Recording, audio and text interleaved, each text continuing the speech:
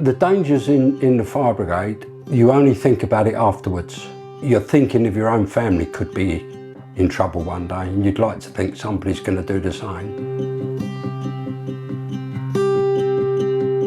When I was very young, 10 or 11 years of age, we used to stand outside Streatham fire station and watch the fire engines coming in and out, and that sparked my interest.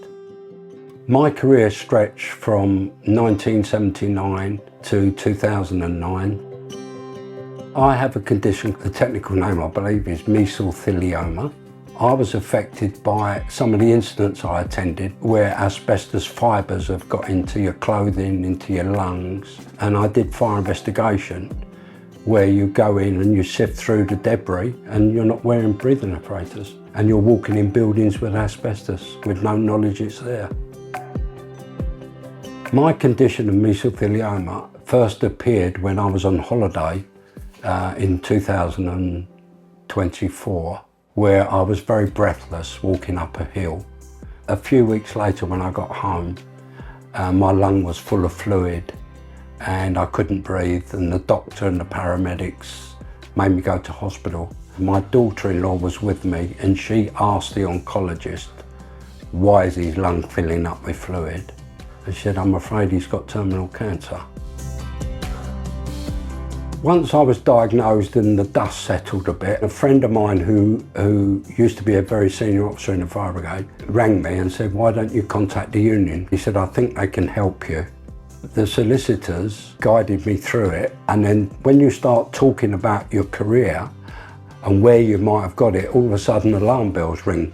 Compensation claims can go on for years and years and years. My biggest surprise, and pleasantly surprised, is that it was all done very, very quickly. The fire brigade accepted responsibility, so I've sorted out all my compensation for my son and his family, knowing that if I need private care, I can go back to the union and the union solicitors will organise the private funding for me. Living with mesothelioma, it's very unpredictable. I've been very lucky to have a pioneering treatment called immunotherapy, and that has been very successful in holding back the disease. There's no cure, there is an end game, but we just don't know when. But what helps me most is family, friends, the camaraderie with the fire brigade. One of the things I'm involved with on the very margins is trying to get advance warning, and not necessarily just for firefighters, for any emergency services that have to go into a building that's got asbestos. I'm very proud that I've gained a few medals, also the Queen's Commendation for brave conduct, that was in the Brixton riots. But the biggest thing is I left school with no exams. I wasn't very well educated. But I passed all the exams in the fire brigade and I became a station officer. To me, that was the hardest thing I've ever done in my life and really enjoyed doing it. My story now, coming to the end, although I've got mesothelioma, I wouldn't swap my career.